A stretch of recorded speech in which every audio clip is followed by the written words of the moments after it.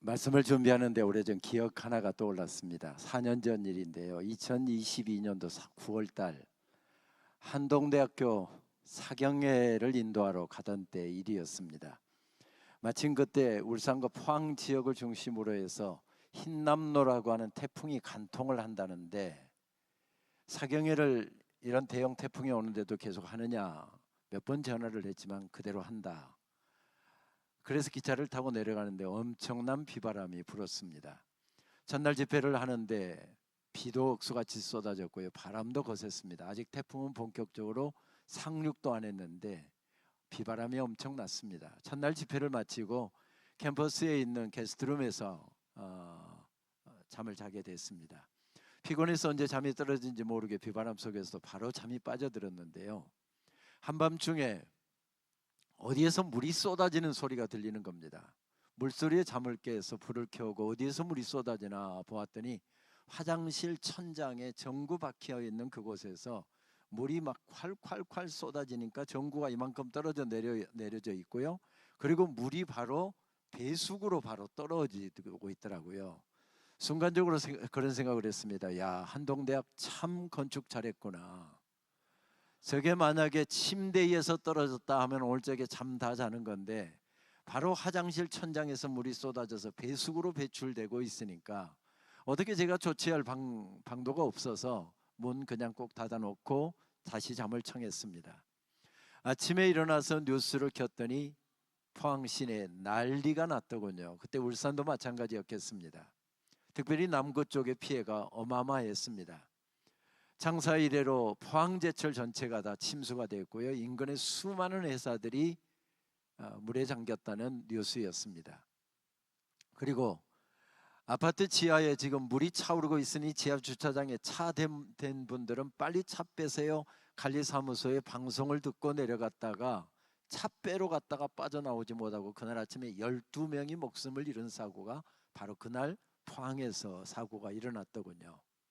태풍이 지나가고 나면 조용하잖아요. 아침에 총장님하고 식사를 한 다음에 잠깐 시간이 있어서 캠퍼스를 이렇게 혼자서 산책을 했습니다.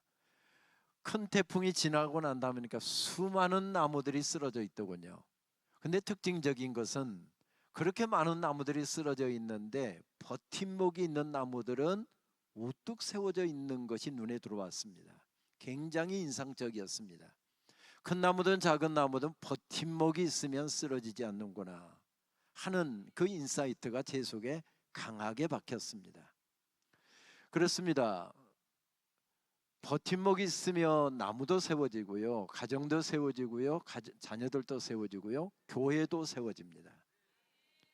그래서 복효곤 시인은 버팀목에 대해서 이런 아름다운 시를 우리들에게 들려줍니다. 태풍에 쓰러진 나무를 고쳐 심고 강목으로 버팀목을 세웠습니다. 산나무가 죽은 나무에 기대어 섰습니다.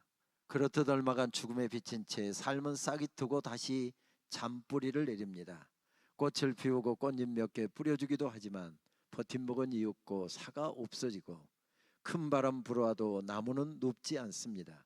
이제는 사라진 것이 나무를 버티고 있기 때문입니다. 여러분, 산나무가 죽은 나무에 기대어 섰다. 무슨 이야기인지 아시잖아요. 죽은 나무, 언젠가 건장한 나무였습니다. 그 나무가 죽었습니다. 베어져서 이제 어린 나무를 버티고 서 있는 버팀목이 되어 서 있더랍니다. 근데 시간이 지나가면서 사가 없어지고 버팀목은 사가 없어져서 흔적도 없이 남아있지 않는데 버팀목이 서 있었던 자리에 그 어린 나무가 큰 나무가 되어서 우뚝 서 있더랍니다. 저는 코로나 팬데믹 상황에서 학교 중책을 맡았습니다. 새벽에 엎드리지 않을 수가 없었습니다. 하나님, 어떻게 학교를 이끌어 갈까요? 어떻게 학교를 세워갈까요? 간절하게 새벽에 기도하는데 하나님의 대답은 간단했습니다. 내가 버팀목이 되면 다 가능해진다.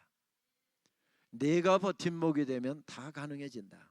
그래서 하나님, 제가 버팀목이 되겠습니다 하고 그렇게 기도를 이어가고 있는데 또 한참 있다가 하나님 그런 마음의 음성을 주시더라고요. 한국교회가 어렵다. 지금 성도들이 어렵다. 한국교회를 반듯하게 세워갈 버팀목들 할 사람들을 더 견실하게 세워라. 성도들이 어렵다. 성도들을 바로 세워갈 버팀목들을 바로 세워라. 하나님의 말씀이었습니다. 그렇습니다. 누군가가 있을 때 세워지는 역사는 계속된답니다. 그런 점에서 보면 교회의 역사는 버팀목의 역사입니다. 그래서 복효건 시인은 그의 시의 마지막 부분을 이렇게 이어갑니다. 내가 허여이 길 가다가 만져보면 죽은 아버지가 버팀목으로 만져지고 사라진 이웃들도 만져집니다. 언젠가 누군가의 버팀목이 되기 위하여 나는 싹 틔우고 꽃 피우며 살아가는지도 모릅니다. 내 인생이 여기 우뚝 서 있는데, 내가 이만큼 살고 있는데 가만히 돌이켜 보니까 내 인생 속에 나를 버티고 서 있는 죽은 아버지가 만져지고요, 죽은 어머니가 만져지더랍니다. 저의 영적 성장을 위해서 평생을 기도해 주셨던 권사님도 만져지고요, 장로님도 만져지더랍니다. 만져보면 죽은 아버지가 버팀목으로 만져지고, 그냥 된 것이 아니랍니다. 누군가가 있어서, 누군가가 내 인생에 버팀목이 있어서 내가 여기 우뚝 세워졌답니다. AD 60년경 네로 황제의 박해가 시작되기 바로 직전 혹은 바로 직후, 바로 그때에 로마 교회는 참 어려운 상황 가운데 서 있었습니다. 오늘 읽은 로마서의 말씀은 어려운 가운데 있는 로마의 교인들을 격려하기 위해서, 그리고 사도 바울이 마지막 선교여행을 4차 선교여행을 로마를 경유해서 사바나까지 가려고 하는 계획을 세웠지요. 거기에 가장 정말 도움을 줄 수 있는, 같이 동역할 수 있는 교회가 로마 교회여서 로마 교회의 믿음을 더 견고하게 세우기 위하여 쓰여진 말씀이 로마서의 말씀입니다. 두 번째 것은 이해가 되지는데 첫 번째 것은 아무리 로마서를 봐도 이해가 되지 않습니다. 박해 가운데 있는 성도들에게 3개월만 참으면, 한 달만 참으면 이 박해가 지나간다, 어려움이 해결된다, 이런 구절이 한 구절도 없기 때문에 그렇습니다. 우리를 격려하기 위해서 말씀을 보내왔다는데 로마서의 말씀을 읽어 내려가던 성도들은 어디에 한 구절이라도 있을 것이다 하고 기대하고 성경을 계속 읽어 내려가는데 그런 구절이 한 구절도 없습니다. 3주 전에 남편이 예배드리다가 군병들에게 끌려가서 순교를 당했습니다. 지난 주간에는 아들이 끌려갔습니다. 아들도 언제 죽을지 모르는 상황입니다. 그래서 밤이면 밤마다, 새벽이면 새벽마다 하나님 앞에 눈물로 간절하게 기도하고 있습니다. 하나님, 내 아들은 살려주십시오. 하나님, 내 아들은 살려주십시오. 그런데 로마서를 통해서 하나님의 말씀이 들려지는데 내 남편은 이미 죽었으니까 어쩔 수가 없고 내 아들은 절대 안 죽는다, 내 아들은 반드시 살아서 풀려날 것이다, 이런 구절이 한 구절도 없습니다. 대신에 어떤 말씀으로 가득 채워져 있습니까? 어떻게 우리에게 하나님의 사랑이 임했고 어떻게 하나님의 놀라운 은혜로 말미암아 우리가 구원을 받았는지 구원의 도리들이 그곳에 가득 채워져 있습니다. 이렇게 말씀을 드려도 동의를 안 하시는 표정인데 로마서 5장 말씀 우리 화면을 보면서 함께 봉독하시겠습니다. 우리에게 주신 성령으로 말미암아 하나님의 사랑이 우리 마음에 부은 바 되었느니라. 우리가 아직 죄인 되었을 때 그리스도께서 우리를 위하여 죽으심으로 하나님께서 우리에 대한 자기의 사랑을 확증하셨느니라. 이런 하나님의 아름다운 사랑 이야기, 그 놀라운 사랑을 통해서 우리가 하나님의 백성이 되었고 하나님의 자녀가 되었고 우리가 구원을 받아서 영원한 생명을 얻게 되었다라고 하는 놀라운 구원의 교리들을 로마서는 아주 깊게 들려주고 있습니다. 그런 말씀이 어디까지 이어집니까? 11장 말씀까지 이어집니다. 11장 말씀의 끝부분에 보게 되면 이렇게 구원의 은혜를 받은 사람들 세세 무궁토록 영광을 성삼위 하나님께 올려드릴 것을 촉구하고 있습니다.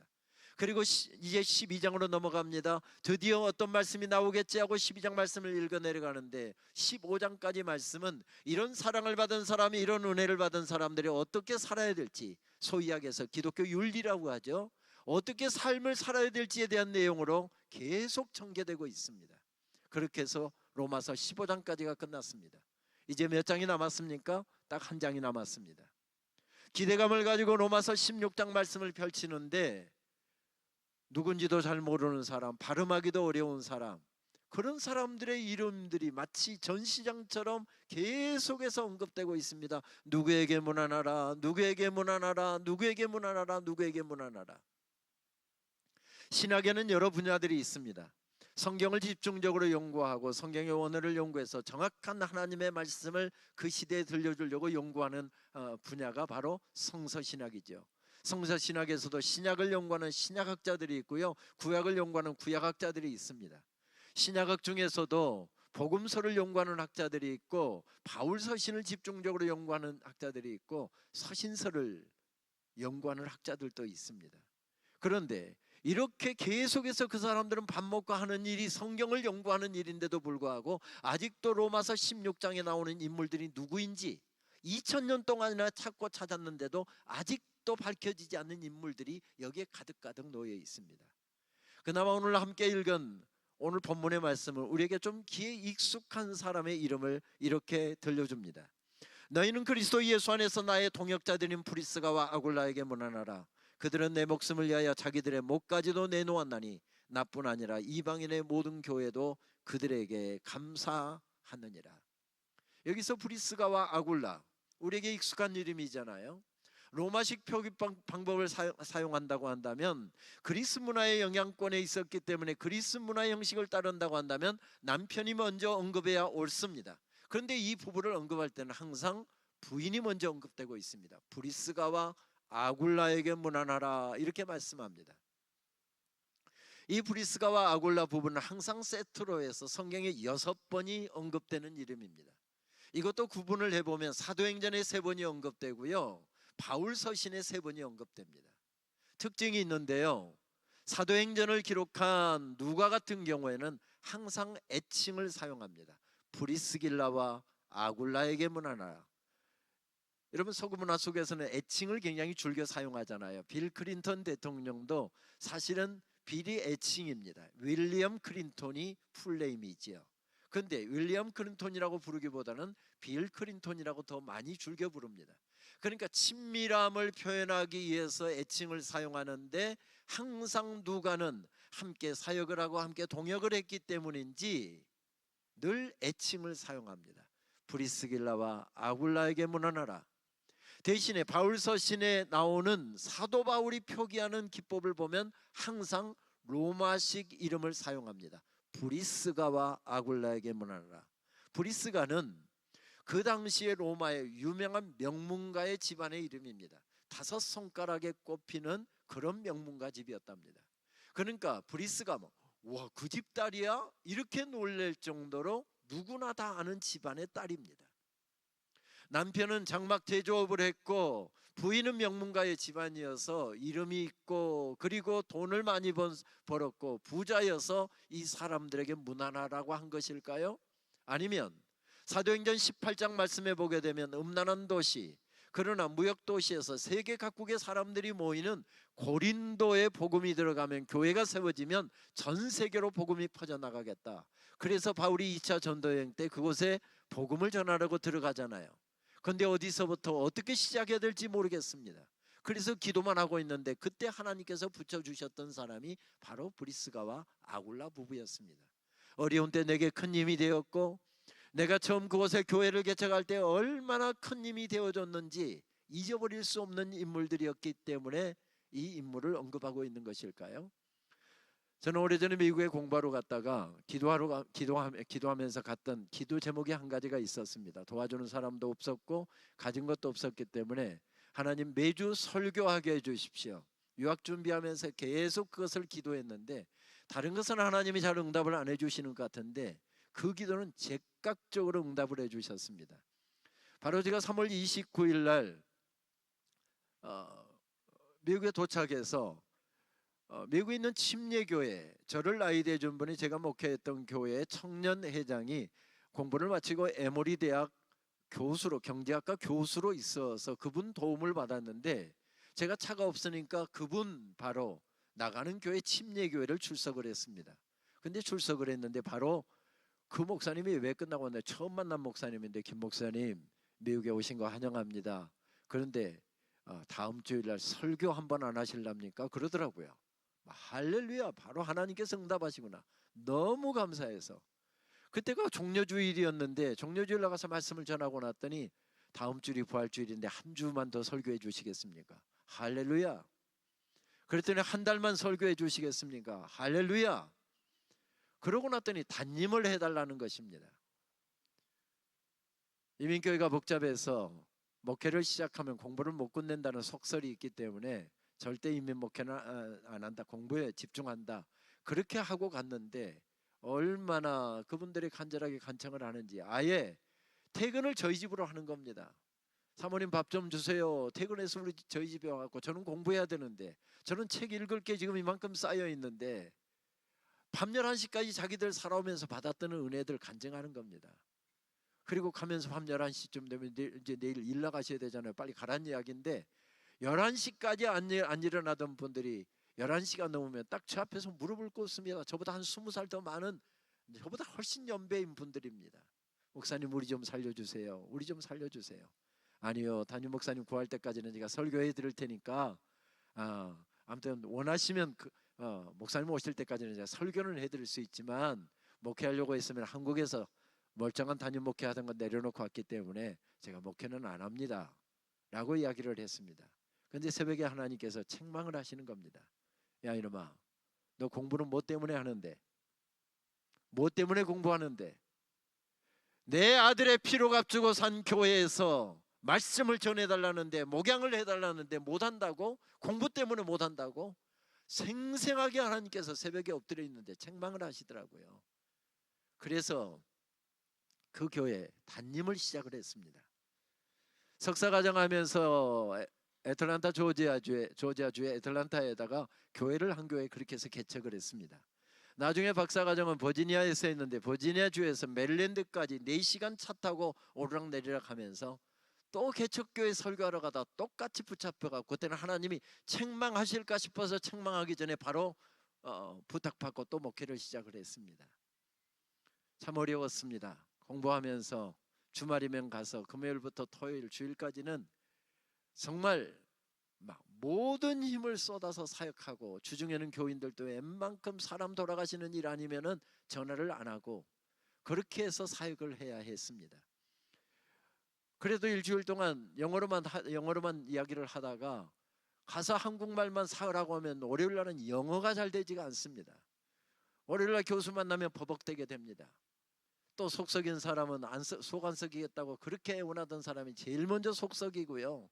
새벽마다 엎드려서 참 많이 울었습니다. 그때 저를 도와주셨던, 그리고 그때 제가 양육해서 지금 장로가 되신 분들 보면 지금도 고맙습니다.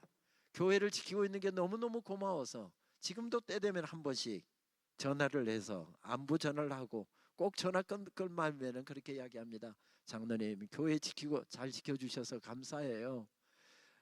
장로님 교회 잘 지켜주셔서 감사해요. 늘 그 인사를 합니다. 그렇습니다. 저에게도 잊어버릴 수 없는 사람들이 있습니다. 제가 목회할 때, 공부하면서 힘들게 목회할 때 제 오른팔이 되어주셨던 분, 교회를 그렇게 사랑하고 신실하게 섬겼던 분들 잊어버릴 수가 없습니다. 지난 여름에 미국에를 갔는데 몇 가지 일정 때문에 도저히 시간이 안 났습니다.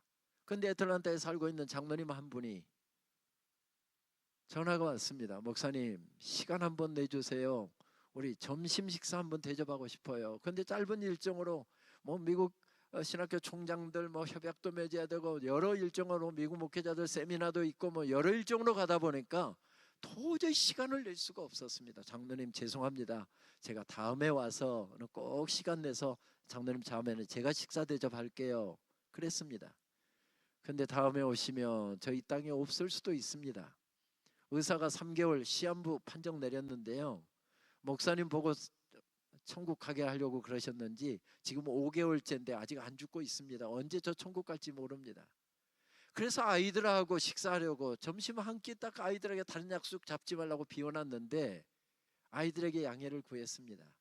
오장로님 지금 시한부 인생 살고 있다는데 아빠 얼굴을 저렇게 보고 싶어하니 아무래도 우리 가족 식사를 포기해야 되겠다. 아이들한테 양해 구하고 점심 식사했습니다. 그리고 그분은 한 3개월 후에 세상을 떠났습니다. 잊어버릴 수가 없습니다. 그렇게 사랑을 주셨고 그렇게 힘이 되어 주셨던 분들 잊어버릴 수가 없습니다. 바울도 고린도 교회를 사역할 때 잊어버릴 수 없는 교인이었기 때문에 이들을 기억하고 있는 것일까요? 이들에게 문안하라고 인사하고 있는 것이었을까요? 그렇지 않은 것 같습니다. 그들이 바로 교회의 버팀목이었기 때문에 그렇습니다. 고린도에 거주하던 이 부부는 교회가 어렵다는 이야기를 듣고 로마로 달려왔던 것 같습니다. 로마에 거주하면서 어린 로마 교회를 섬기고 있었던 것으로 보입니다. 오늘 말씀 5절 말씀에 보게 되면 그의 집에 있는 교회에게 문안하라. 옛날에는 이런 아름다운 건물이 없었잖아요. 밖에 상황이었기 때문에 큰 큰 집을 가지고 있는 집에서 교회가 예배로 모였습니다. 이번 주는 김 장로님 집에서 모이고요. 안전한 것 같고 아주 장소도 편리하고 그러니까 한 달 정도 모입니다. 그런데 낌새가 좀 이상합니다. 그러면 이 장로님 집으로 옮깁니다. 박 장로님 집으로 옮깁니다. 그런데 그때 바로 브리스가 아굴라 집에 교회가 있었답니다. 무슨 이야기지요? 목숨을 걸고 주님을 섬겼고 목숨을 걸고 예배를 드렸답니다. 초대교회는 남자들이 먼저 순교자들이 더 많이 나왔습니다. 초기에는. 상상을 해보면 그런 이야기겠죠. 갑자기 이렇게 예배 드리고 있는데 로마 군병들이 들이닥칩니다. 그러면 남자분들 어떻게 해야 되죠? 집사님들 빨리 일어나셔야 되잖아요. 가서 육탄전으로 그들을 막아야 되는 겁니다. 그러면 우리 목사님들은 빨리 우리 교회학교 학생들부터 시작해서 여자 성도님들 전부 다 뒷문으로 빨리 빼는 겁니다. 그동안에 전부 다 육탄전을 벌이는 겁니다. 그리고 이제 어느 정도 도망가고 난 다음에 붙잡혀서 끌려갑니다. 그리고 나서 순교를 당하는 것이지요. 만약에 브리스가 아굴라 집에 지금 교회가 있는데 이게 발각이 되었다고 한다면 교인들은 다행히 몇 명 붙잡혀 가서도 대부분의 교인은 목숨을 건졌습니다. 그러나 브리스가 가족들은 다 죽임을 당하게 될 것입니다. 왜? 다 드러났으니까. 무슨 이야기지요? 목숨을 걸고 하나님을 섬겼다는 이야기입니다. 그들의 섬김의 이야기를 요약하면 이렇게 요약할 수 있을 것 같습니다. 복음을 위하여, 주님의 교회를 위하여 자기 목숨을 걸었던 사람들, 사역자인 바울뿐만 아니라 그 집에 모이고 있는 교회와 이방인 신자들까지 신세를 지지 않은 사람이 없을 정도로 귀하게 섬긴 사람들. 무슨 이야기죠? 버팀목의 이야기입니다. 그렇게 아름답게 주의 교회를 섬겼기에 바울이 기억하고 있습니다. 아니, 바울이 기억하고 있는 것이 아니라 우리 주님께서 기억하고 계셨다는 말씀이지요. 공생의 시작 후에 예수님께서 제일 먼저 하신 일은 제자들을 부르신 일이었습니다. 제자들을 3년 동안 훈련하시지요. 그리고 공생애를 마치시고 십자가 사역을 완성하십니다. 그것 때문인지 요즘에 대학을 졸업하고 목사가 되기 위해서 신학교에 들어오게 되면 신학대학원 과정을 3년을 공부합니다. 신학의 영역이 워낙 방대하다 보니까 3년을 공부해도 기초 정도밖에 공부가 안 끝납니다. 그래서 이제 대학원, 일반 대학원이라고 그러죠. DHM이나 2년이나 3년 정도 공부하는 과정으로 또 진학을 해서 공부를 하고, 그것도 부족하면 박사과정까지 흔히들 공부들을 합니다. 3년 동안 학교에서 요구하는 여러 들어야 될 기본적인 과목이 있고요. 또 졸업하려고 하면 필수 요건들이 있습니다. 그리고 마치 건네야 될 어떤 여러 관문들도 있습니다. 3년이 지나고 나면 졸업사정회가 열리지요. 3학년 학생들, 졸업하는 학생들 이름이 쭉 하나다 순으로 쭉 300명이 쭉 나열됩니다. 학점은 몇 학점을 들었고 성적은 평점이 얼마고 그 다음에 학교에서 요구하는 거 다 어떻게 패스했는지 그게 다 일목요연하게 정리가 되어 있습니다. 쭉 졸업사정회를 하면서 교수들이 다 검토를 합니다. 1학점이라도 한 관문이라도 통과를 못했으면 졸업을 안 시킵니다. 그거 끝날 때까지 3년이든 4년이든 5년이든 졸업 안 시킵니다. 그런데 예수님께서는 3년 과정이 다 끝난 다음에 그들을 보내신 것이 아니라 복음서의 말씀을 보게 되면 예를 들면 6개월 정도 훈련하신 다음에 3개월 정도 훈련하신 다음에 그들을 파송하셨습니다. 이런 기록들이 복음서에는 계속 반복해서 나옵니다. 그런데 약간의 상황이 다르기 때문에 약간씩은 차이가 납니다만은 예수님께서 공통적으로 하셨던 것은 이들을 제자들을 파송하시면서 항상 동일한 명령을 그들에게 전하셨다는 것입니다. 헬라어로 말씀드리면 오이코도메오. 주님의 교회를 세워라 하는 뜻입니다. 원어의 뜻은 집을 세워라 하는 뜻인데 주님의 집을 세워라, 하나님의 집을 세워라, 무너진 것들을 세워라, 십자가의 피 묻은 복음 위에 사람들을 세워라. 우리 저 사랑스러운 자녀들, 저 다음 세대들을 믿음 위에 굳건하게 세워라. 이 명령이 바로 오이코도메오입니다. 그러니까 예수님께서는 일꾼들을 부르시고 훈련하신 다음에 그들을 보내시면서 항상 동일한 명령을 내리셨습니다. 오이코도메오. 무슨 뜻이죠?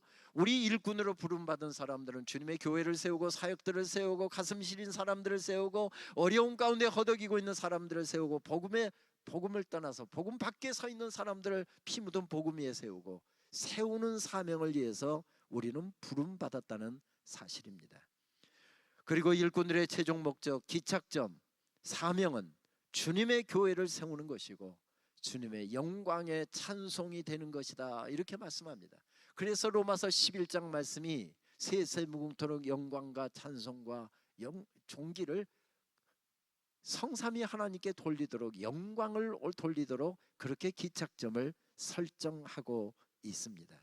로마 교회가 그랬듯이 에베소 교회도 박해 상황 가운데 있었던 것 같습니다. 그래서 박해 상황 가운데서 성도들의 열정이 식어집니다. 예배에 잘 모이지 않습니다. 금요 기도에도 잘 모이지 않습니다. 점점 첫사랑이 식어가고 있다. 요한계시록은 그렇게 말씀하잖아요. 사도 바울이 이제 자청제수가 되어서 마지막 여정, 로마 황제에게 복음을 전하기 위해서 로마로 갑니다. 성령께서 이미 이게 마지막 여정이라고 하는 것을 다 알려주셨습니다. 그래서 에베소에 들어가서 하루 저녁 이렇게 집회라도 하면서 말씀을 전해서 그들을 견고하게 세우고 가면 좋으련만 에베소까지 들어갈 시간이 없습니다. 그래서 인편으로 기별을 보냅니다. 밀레드로 에베소 교회 장로들을 나오게 합니다. 그리고 함께 마지막 예배를 드리잖아요. 그렇게 해서 전하는 말씀이 사도행전 20장에 나오죠. 우리 말씀을 보면 이렇게 유언과 같은 공고가 이렇게 들려옵니다. 이제 모든 것이 여러분에게 달려 있습니다. 여러분 자신을 위해서나 양떼인 회중을 위해서나 긴장을 늦추지 마십시오. 성령님께서 하나님의 사람들을 여러분에게 맡기셔서 교회를 지키고 보호하게 하셨습니다. 하나님께서 친히 이들을 위해 죽을 가치가 있다고 여기셨습니다. 내가 떠나자마자 흉악한 이리들이 나타나서 이 양떼들을 맹렬히 공격하리라는 것을 압니다. 여러분의 무리 중에서 나온 자들이 제자들을 유혹하여 예수님 대신에 자기들을 따르게 하려고 왜곡된 이야기를 할 것입니다. 그러니 늘 깨어서 경계하십시오. 무슨 말씀입니까? 간단히 말씀을 드리면 그런 의미입니다. 지금 교회가 어렵다. 너희가 교회와 성도들의 버팀목이 되어라. 복음 사역이 점점 어려워지고 있다. 너희들이 복음 사역의 버팀목이 되어라. 바로 이 말씀입니다. 얼마 전 저는 안양의 한 교회 말씀 집회를 인도했습니다. 어느 장로님께서 아주 멋진 식당에서 저녁 식사를 대접해 주셨습니다. 목사님 부부, 그 장로님 부부, 저 이렇게 다섯이 앉아서 식사를 하다가 고향 이야기가 나왔습니다.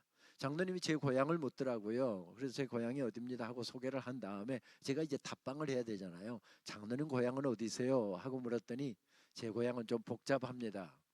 고향이 어디신데요? 태어난 것은 부산에서 태어났고요. 자란 것은 서울에서 자랐고요. 지금 살고 있는 것은 안양입니다. 정말 별로 복잡하지 않는데요? 아니요, 저희 선친대로 가면 점점 복잡해집니다. 그러면서 이야기하는데 선친은 평북 정주에서 태어나셨고 항해도 해주에서 자라셨으며 한국 전쟁 전까지는 개성에서 자랐고 그 이후에는 부산에서 자랐답니다. 좀 복잡하군요. 월남 가족이신 모양이죠. 그랬더니 예, 월남 가족입니다.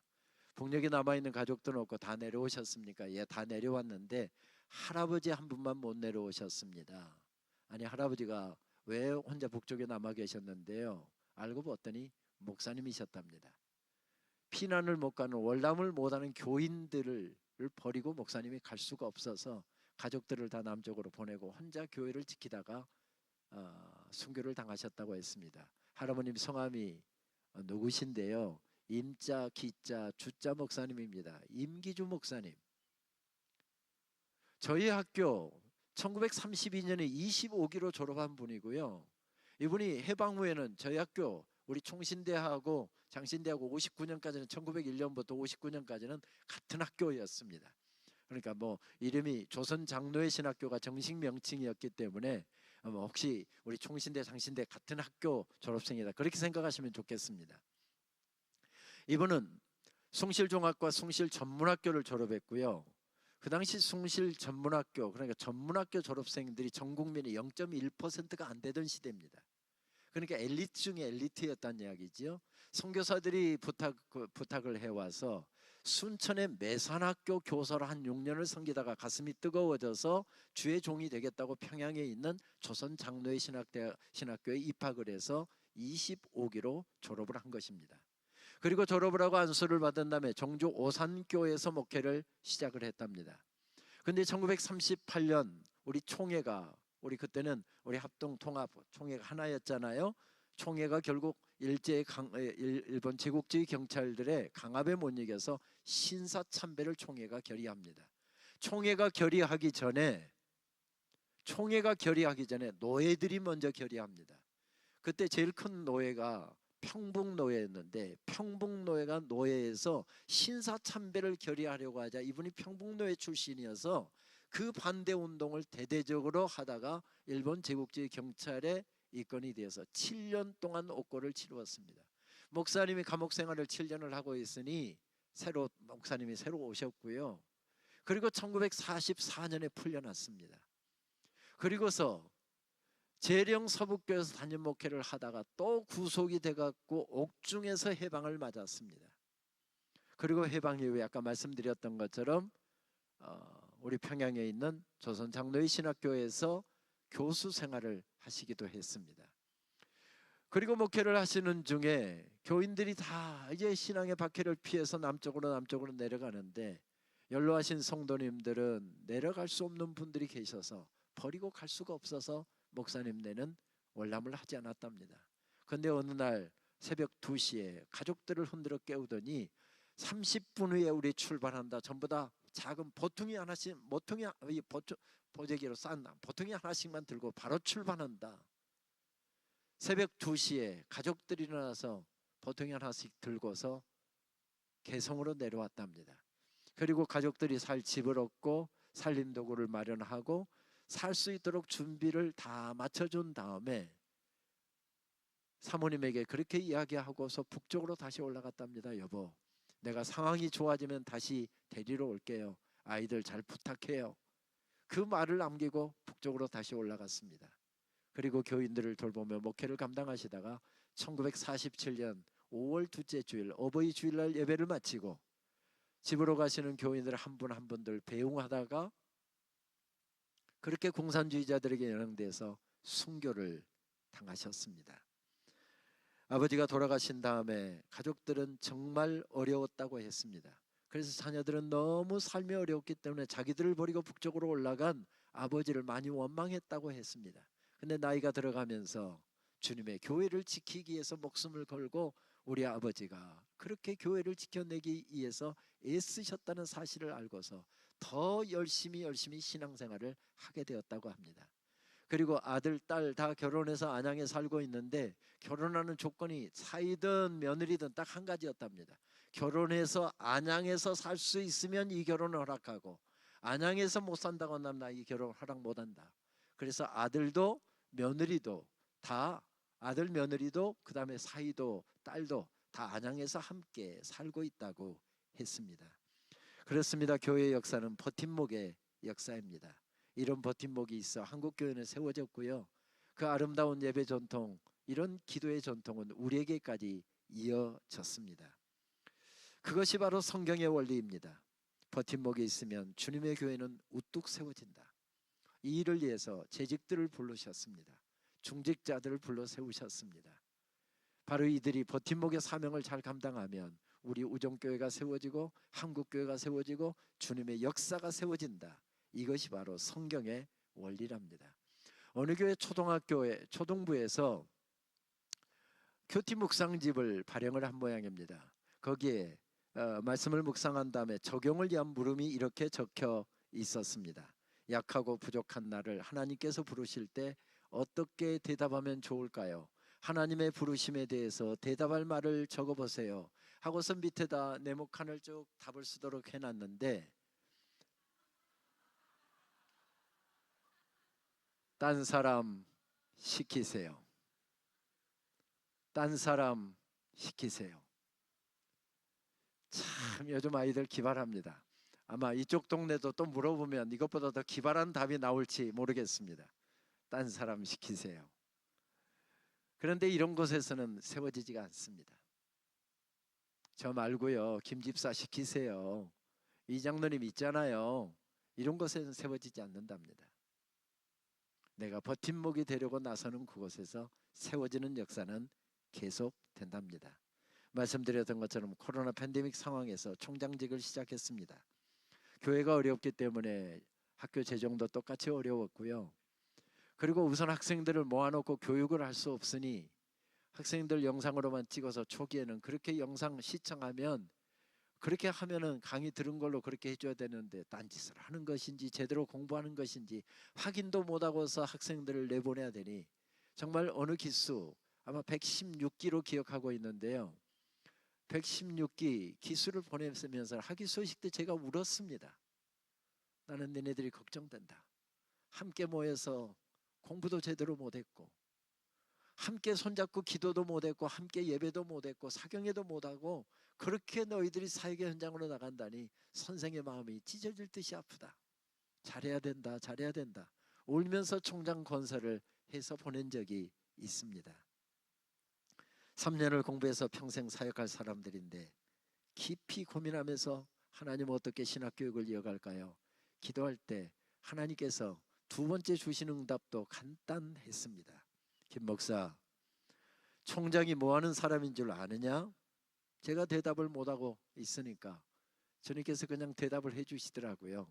학교를 위해서 죽어야 된다고 한다면 제일 먼저 죽어야 되는 사람이 총장이란다. 너 그거 할 수 있겠니? 제가 오늘하고 대답을 못하고 있는데 하나님의 음성은 똑같이 또 들려왔습니다. 김 목사, 총장이 된다는 것은 무엇을 의미하는 줄 아니? 학교를 지켜야 되면 제일 먼저 나오고 학교를 지켜내야 될 일이 있다고 한다면 제일 나중까지 남아있는 사람이 총장이란다.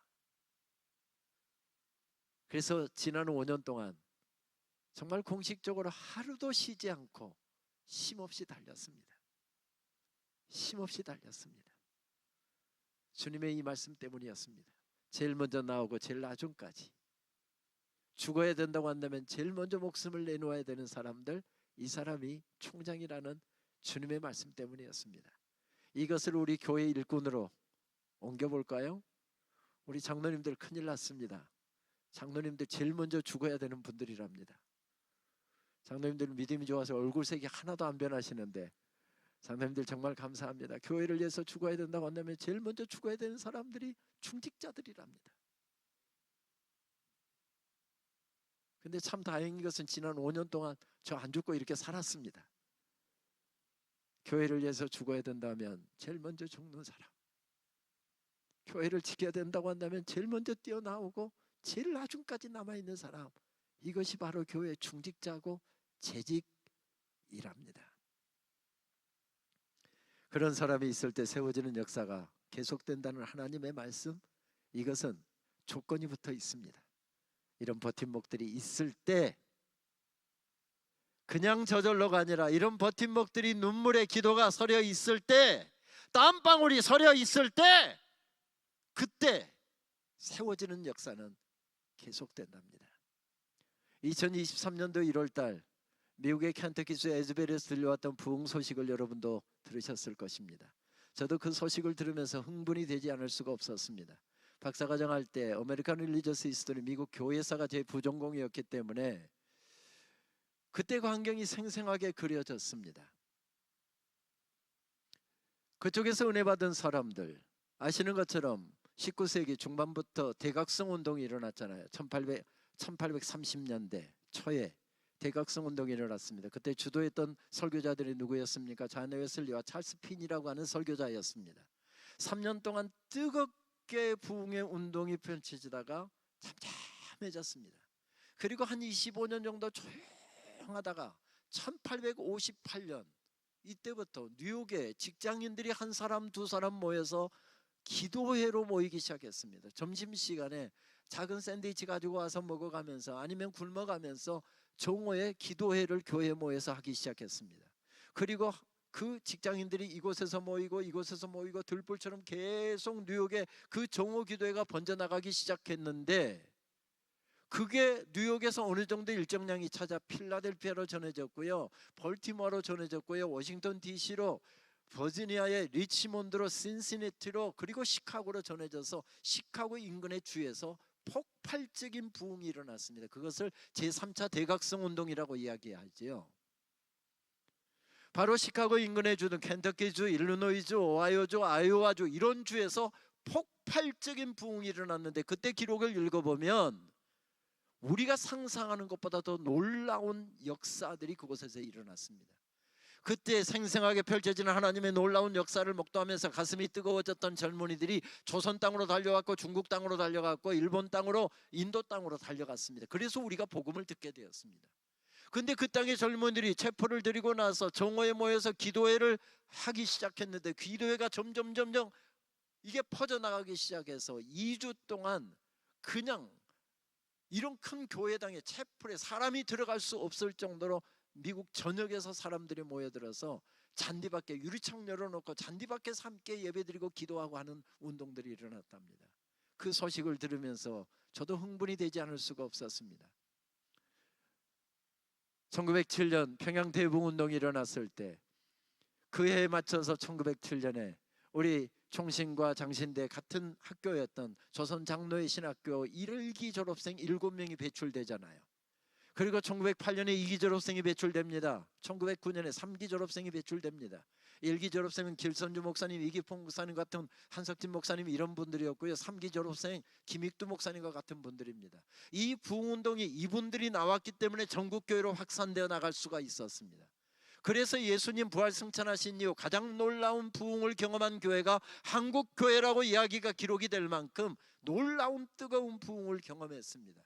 그래서 기도가 이렇게 바뀌었습니다. 하나님, 미국의 대각성 운동이 저 켄터키주에서 다시 시작되시, 평양 대붕운동이 저희 장신대에서도 다시 시작되게 해주십시오. 1월달 그 소식을 들으면서 계속 기도하면서 학기를 준비했습니다. 3월 사경회를 마치고 났는데, 누가 시킨 것도 아닌데 학교 중앙광장인 미스바 광장에 학생들 335 모이기 시작하더니 첫 번에는 한 7명 모였습니다. 그 다음에 10명 모였습니다. 20명으로 늘어났습니다. 30명, 50명, 100명으로 계속 늘어나기 시작하는 것입니다. 어느 날 학생 대표가 총장실을 찾아왔습니다. 총장님, 우리가 점심을 굶어가면서도 기도를 하지만 너무 기도 시간이 짧습니다. 저녁에 우리 모여서 기도하고 싶은데 우리가 정식 학생 단체가 아니어갖고 학교 체포를 사용하려고 보니 돈을 내야 되고 사용을 못 한답니다. 총장님, 기도회 할 수 있게 우리 돈도 없는데 체플 사용 좀 허락해 주십시오. 바로 사무처장 불렀습니다. 이 학생들이 기도하기 위해서 한다고 한다면 돈은 말할 것도 없고 어느 장소든지 다 개방해라. 그래서 학생들이 저녁에 모여서 장신 한마음 기도회라고 하는 이름의 기도회를 시작을 했습니다. 첫 번에는 500명이 모였고요. 자발적으로 학생들이 모인 것입니다. 그 다음에 700명이 모이고요. 800명이 모이고요. 학생들이 이 맨바닥에 막 무릎 꿇고 기도하는데요. 교수들 나와서 학생들 좀 이해서 안수기도 좀 하자. 교수들 막 불러내서 안수기도를 했고요.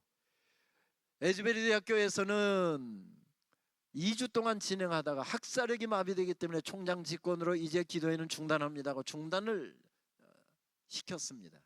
그런데 저희 장신대에서는 수업과 다른 것들 다 방해가 되지 않도록 새벽과 점심과 그리고 저녁 시간을 이어서 기도를 하니 3년 동안 계속 이어지고 있습니다. 오늘도 우리 학생들 12시에 정오 기도에 모인다고 말씀과 찬송이 함께 1시간 전에 그룹 카톡으로 다 배포가 됐고요. 오늘도 학생들 모여서 기도하고 있었습니다. 임기를 마치면서 하나님, 어떻게 이런 역사가 중단되지 않고 계속되고 있을까요?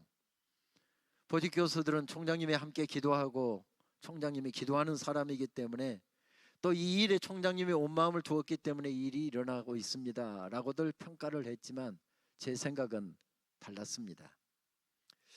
코로나 상황에서 교회들이 어려워져서 후원금이 다 중단되었습니다. 기도 중에 하나님께서 인사이트를 주시고 지혜를 주셔서 소액 기부 운동을 시작했습니다. 소액 기부 운동의 이름을 출애굽기 2장에 나오는 갈대 상자를 뜻하는 히브리어 테바라고 하는 이름을 붙여서 테바 프로젝트에 작은 갈대 하나를 더하는 마음으로 학교를 후원해 주시고 기도의 손을 모아 주십시오. 이것이 요청하는 것이었습니다. 그리고 그 프로젝트를 시작하면서 하나님 앞에 기도하다가 하나님 3,000명만 붙여주십시오. 제 속에서 그냥 나도 모르게 그 기도가 나오더라고요. 그래서 목표를 3,000명을 잡고 홈페이지에다 사이트를 만들고 진행상은 그래프로 만들고 몇 퍼센트가 달성됐는지 몇 명이 지금 동참했는지 그 이름들 교회들 다 사이트에다 적고요. 그런데 생각보다 전국을 뛰어다니면서 하는데도 이게 생각보다 천천히 올라가는 것입니다. 그래서 한때는 내가 그랬습니다. 내가 미쳤어. 왜 3,000명 그렇게 큰 것을 내가 그렇게 목표로 정했을까? 그냥 5년 동안 계속 기도하면서 그 일에 매달렸는데요.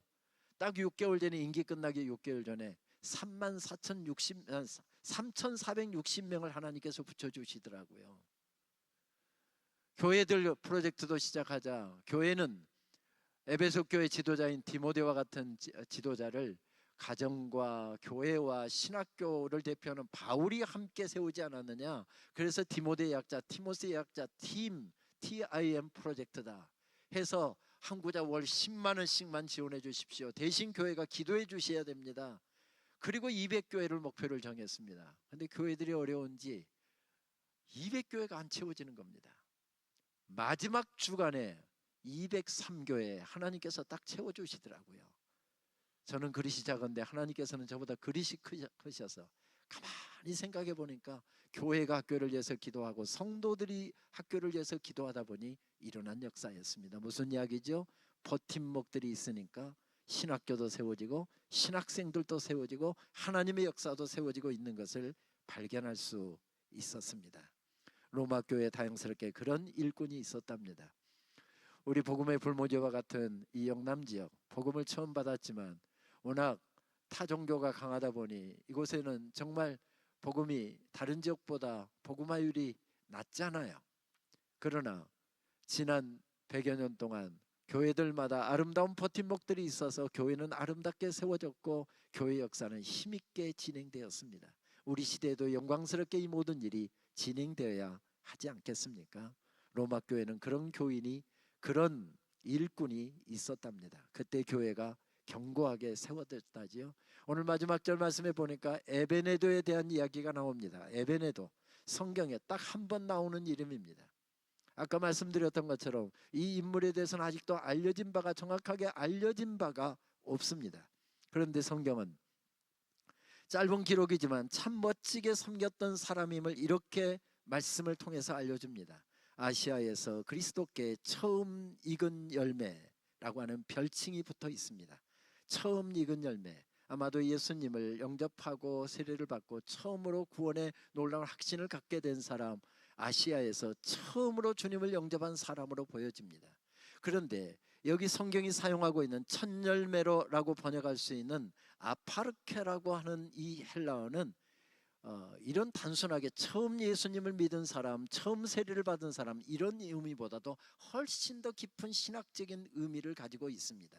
고린도전서 15장 말씀에 부활장에서 예수님께서 죽은 자들의 첫 열매가 되셨느니라 라고 할 때 사용됐던 단어가 이 동일한 헬라어 아파르케입니다.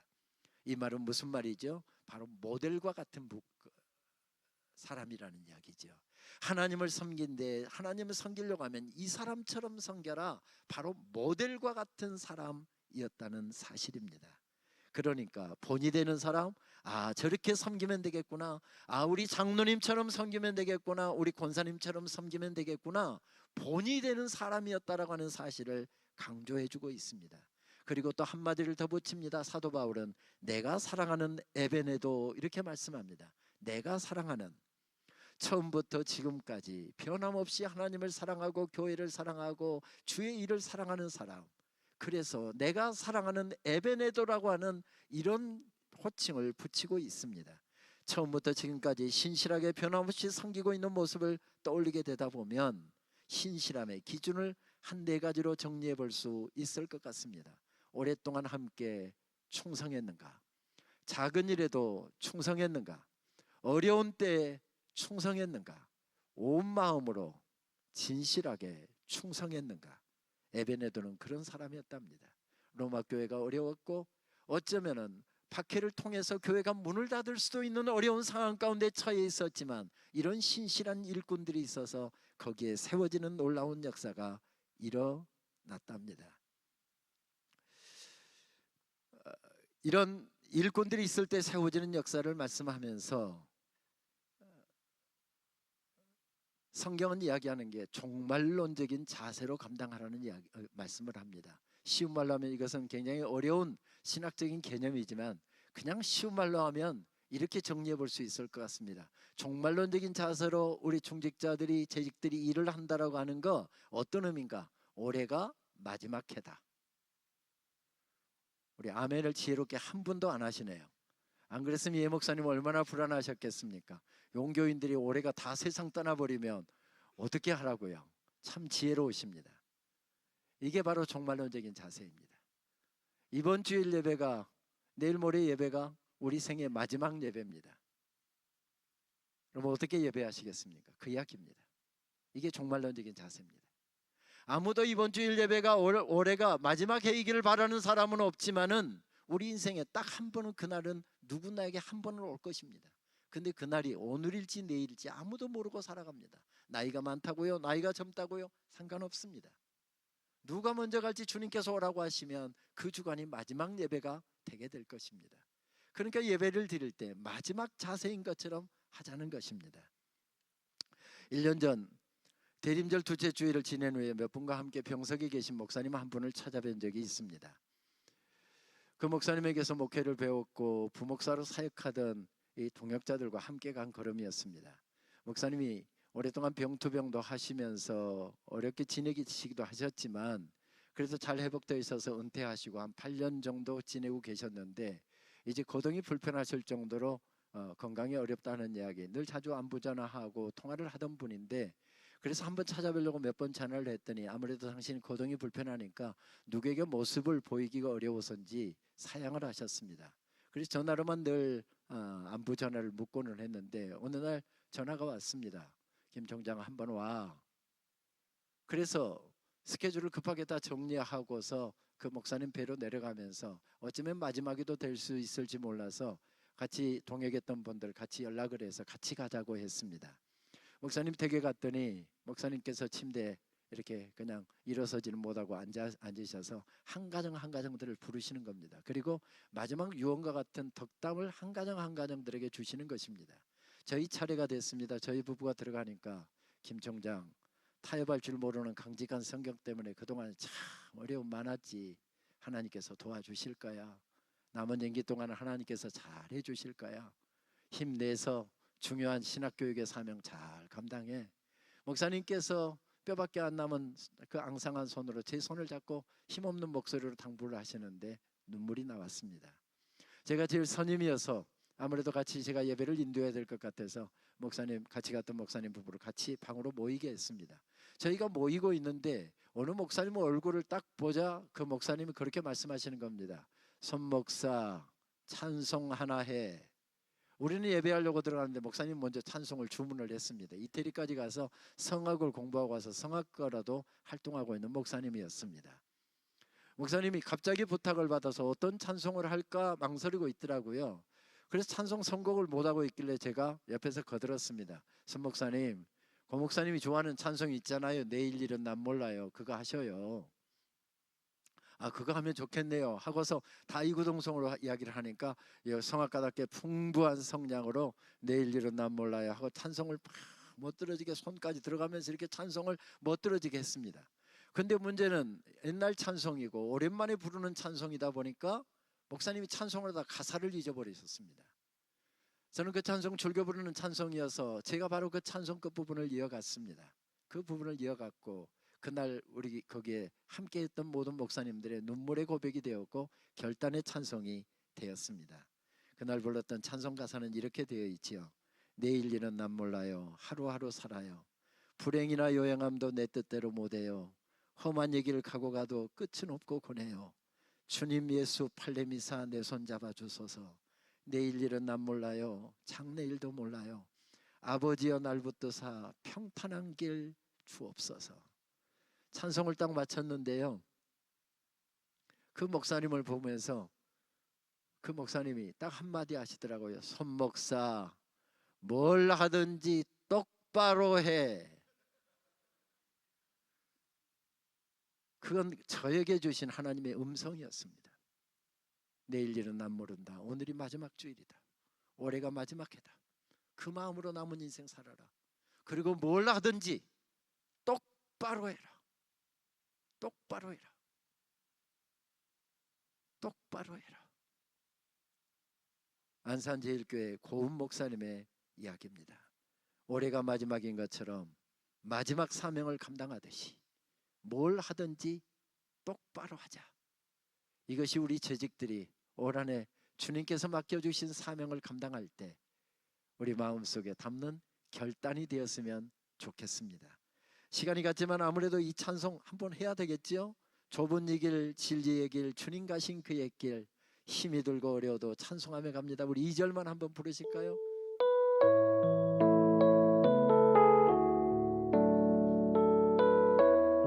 좁은 이 길 진리의 길 좁은 이 길 진리의 길 주님 가신 그의 길 힘이 들고 어려워도 찬송하며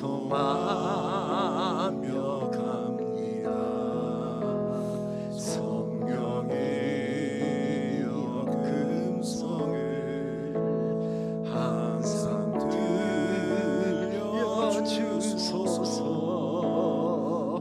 내 마음은 전했어요. 변치 않게 하소서. 내일 일은 나 몰라요. 장래일도 몰라요. 아버지여 아버지여 주신 소명 이루소서. 우리 재직들이 올 한 해 사명 감당할 때 뭘 하든지 똑바로 감당하자. 왜냐하면 올해가 일할 수 있는 마지막 해이기 때문에. 이제 또 한 가지가 있습니다. 우리 일을 할 때 무엇을 하든지 간에 따뜻하게 하자, 섬세하게 하자, 신실하게 하자입니다. 대충 하는 사람이 있습니다. 눈가림하듯이 하는 사람이 있습니다. 사람에게 보이기 위해서 하는 사람이 있습니다. 그런데 무엇을 하든지 간에 따뜻하게 감당하자. 우리 코로나 상황 때 우리 성탄절이 되어서도 모일 수 없었던 때가 있었잖아요. 총장실에 전화들이 빗발쳤습니다. 저에게 배운 제자들이었습니다. 총장님, 모일 수가 없는데 성탄절 아무것도 못하고 넘어가야 되는데 예배라도 드려야 되는데 어떻게 드려야 될까요? 어떻게 말씀을 전해야 될까요? 뭐 그런 전화들이었습니다. 그렇게 어려운 가운데 사역을 감당하기 위해서 애쓰는 제자들을 격려하기 위해서 SNS에 글을 올린 적이 있었는데 이 말씀을 준비하는데 그 글을 우연히 읽게 됐습니다. 조금 길지만 그글을 한번 읽도록 하겠습니다. 어둠이 한기처럼 스며들고 뱃속에 붕어 새끼 2마리 여동을 칠 때 학교와 버스 정류장을 지나는데 먼저와 기다리던 선재가 내가 맨 책가방 지퍼가 열렸다며 닫아주었다. 아무도 없는 집 썰렁한 내 방까지 붕어빵 냄새가 따라왔다. 학교에서 받은 우유 꺼내려 가방을 여는데 아직 온기가 식지 않은 종이봉투에 붕어가 5마리. 내 16 세상에 가장 따뜻했던 저녁. 오랜 과거의 기억을 끄집어내고 눈물샘을 자극하는데 복용원 시인은 선수입니다. 이런 시를 쓰고 제목을 세상에서 가장 따뜻했던 저녁이라 붙입니다. 학교 수업 마치고 터벅터벅 집으로 향하는데 붕어 새끼 2마리가 요동치더랍니다. 그 가난하고 배고팠던 시절을 어쩜 이렇게도 실감나게 풀어놓았을까요? 시인이 회상하는 16 무렵 저도 부모 떠나 도시에서 자취하며 고등학교 생활을 시작했습니다. 한 달에 한 번 정도 고향에 내려가 가져온 김장김치가 주반찬이었습니다. 반찬으로 먹고 찌개 끓여 먹고 거기에다가 속 없는 친구들, 교회 후배들, 자취방에 찾아와서 라면 후 불며 맛있다 희젓고 가면 생명 같은 김치는 다 떨어집니다. 시험 기간 고향집 다녀올 시간이 없으면 아침에는 간장에 밥 비벼 먹고 그때 애간장이라고 그랬지요. 점심은 맨밥 도시락 들고 가서 친구들 눈치 받으면서 반찬 한 입씩 얻어서 점심 때우고 저녁에 남은 김치 국물에 밥 비벼 먹고 그렇게 살았더랬습니다. 어느 날 학교에서 하늘이 핑 돌더니 눈 떠보니 병원이었습니다. 영양실조라고 했습니다. 소식 듣고도 직접 달려오지 못하신 어머니가 누이 손에 바리바리 싸 보내주신 음식, 눈물 섞어 먹었던 그런 기억이 있어 붕어 새끼 2마리 여동친다는 시어가 이리도 가슴 뭉클해지는 이유입니다. 학교 끝난 후 슬슬로 집으로 향하는데 어두운 한기와 함께 밀려오고 교문에서 기다리던 친구, 배고픈 친구 자존심 지켜주려고 가방이 열렸다며 몰래 붕어빵 몇 개 슬쩍 넣어 주었답니다. 터벅터벅 걸어 집으로 향하는데 붕어빵 냄새가 왜 나를 따라올까 생각했답니다. 학교에서 받아온 우유 꺼내려고 가방을 여는 순간 거기서 미소 짓는 붕어빵, 돌이켜보니 눈물 섞어 먹었던 그것이 세상에서 가장 따뜻했던 저녁 식사였답니다. 모든 것이 묶여있는 때, 성탄절 때지요. 하늘 보자 버리고 오신 분에게서 오늘 나를 따라오는 붕어빵 냄새를 맡습니다. 오늘 힘들게 걸어가는 나를 계속 따라오는 붕어빵 냄새, 썰렁한 내 방까지 따라오는 그 냄새, 우리를 끝없이 따라오는 그 사랑의 향내를 다시 맡습니다. 그 은혜로 여기까지 살아왔습니다. 이 어려움의 때에도 하늘 사랑이 우리를 가득 덮고 있습니다. 차가운 들판에서 벌떡 일어나 우리가 찬양하는 이유입니다. 어쩌면 우리 재직들이 이번 주간에 만날 사람들 주보를 건네주면서 또 혹은 사람 영접하면서 처음 교회 온 분들 영접하는 그 사람들은 어쩌면 사업이 어렵고 장사가 안 되고 가정이 어렵고 여러 가지 이 직장 문제가 어려워서 정말 막 인생줄을 놓아버리고 싶고 모든 것 다 던져버리고 싶은 그런 상황에서 나와 앉아있는 사람도 있습니다. 바로 예수님이 오신 것처럼, 예수님의 손길인 것처럼 그렇게 따뜻하게 우리 맡겨주신 사명들을 감당하십시다. 우리 예 목사님 아무리 설교를 열심히 잘 준비해서 정말 힘있게 파워풀하게 여기서 말씀을 전하는데 예 목사님을 먼저 만나는 것이 아니라 제일 먼저 만나는 사람이 누굽니까? 주차장의 안내 요원입니다. 저는 목회할 때 인상고약한 사람들은 다른 데다 배치를 했고요, 인상고약한 사람들은 주차장 이 봉사를 못하게 했습니다.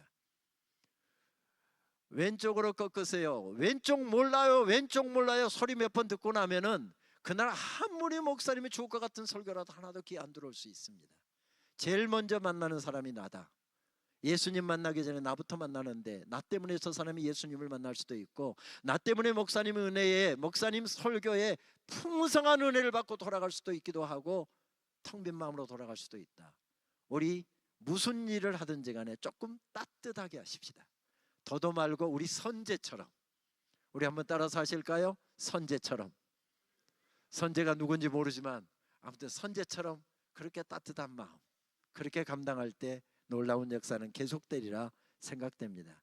작년 11월 중순에 일정이 가득한 바쁜 주간에 저는 서울의 한 교회 추수감사절 특세에서 말씀을 전하게 되었습니다. 오래전에 약속한 것인데 그 주간에 하필이면 학교 일정들이 막 엄청 많아져 갖고 말씀 마치자마자 바로 학교로 달려가서 조찬 미팅부터 시작해서 저녁에까지 막 일들이 가득한 주간이었습니다. 마음을 무겁게 하는 일이 있어서 지난밤에 1시간 잤나 2시간 잤나 잠을 설치고 새벽 3시 50분에 일어나서 준비를 하고 새벽 4시 15분쯤 서울의 내부순환도로를 달려가고 있었습니다. 대도시는 깊은 잠에 빠져 있었고요, 새벽 기도가 아니지 어쩌다 차 한두 대 달리는 것 외에는 온 도시가 깊은 잠에 빠져 있었습니다. 몸은 피곤하지요. 오늘도 바로 학교로 가서 오늘 하루 종일 저녁까지 일정 가득하지요. 마음이 그냥 무거웠습니다. 왜 나는 이렇게 허덕이면서 살아야 되지? 언제까지 이렇게 허덕이면서 살아야 되지? 하는 생각이 돌아오니까 갑자기 애로움이 밀려오더라고요. 그렇게 애로움 가운데서 혼자 운전을 해가는데 동쪽 하늘에 밝은 새벽별이 떠 있는 것입니다. 눈물이 왈칵 쏟아질 정도로 반가웠습니다. 아, 나만 깨어있는 게 아니구나, 나와 함께 깨어있는 존재가 있구나, 그렇게 반가웠습니다. 그러면서 생각났던 시가 한 편이 있었습니다. 말씀 마치고 학교 돌아와서 일정 시작하기 전에 그 시부터 찾아서 읽었습니다. 그때 읽었던 시의 내용입니다. 새벽 찬물로 얼굴을 씻고 나니 창살나무 겨울나무 가지 사이에 이마를 탁 치며 웃는 환한 별 하나, 오 새벽별이네. 어두운 밤이 지나고 새벽이 온다고 가장 먼저 떠올라 새벽별, 아니네. 무별들이 지쳐 돌아간 뒤에도 가장 늦게까지 남아있는 별, 끝까지 돌아가지 않는 별이 새벽별이네. 새벽별은 가장 먼저 뜨는 찬란한 별이 아니네. 가장 나중까지 어둠 속에 남아있는 바보 같은 별. 그래서 진정으로 앞서가는 희망의 별이라네. 지금 모든 별들이 하나둘 흩어지고 사라지고 돌아가는 때 우리 희망의 새벽별은 기다림에 울다 지쳐 잠든 이들이 쉬었다 새벽 나설 때까지 시대의 밤하늘을 성성하게 지키다 새벽 붉은 햇덩이에 손 건네주고 소리 없이 사라지나니 눈물나게 아름다운 그대 오 새벽별이네. 새벽별은 제일 먼저 떠오르는 별이 아니랍니다. 제일 나중까지 지키는 별이고 제일 먼저 떠올라 제일 나중까지 지키는 별이 새벽별이랍니다. 중요한 것은 그렇게 섬겼더니 우리 주님 앞에 서는 그날 우리 주님께서 눈물나게 아름다운 그대들 때 따라 고마웠다 내 아들아 고마웠다 그런 음성 들을 수 있다고 한다면 우리 지금 잘 살고 있는 것입니다. 우리 올 한해 맡겨주신 사명 주님께서 주신 사명입니다. 소중한 사명입니다. 우리 힘있게 감당하십시다. 그때 그 장로님이 서 계시는 곳에 세워지는 역사는 힘있게 진행될 것입니다. 저에게도 새벽별이 있었습니다. 이 시를 읽으면서 제일 먼저 떠올랐던 분은 제 어머니였습니다. 제가 목회의 길을 걸어가기로 한 작정한 이래부터 저를 위한 기도 때문에 새벽제단을 한 번도 거르지 않으신 분이셨습니다. 노년에 관절염이 도지셨지요.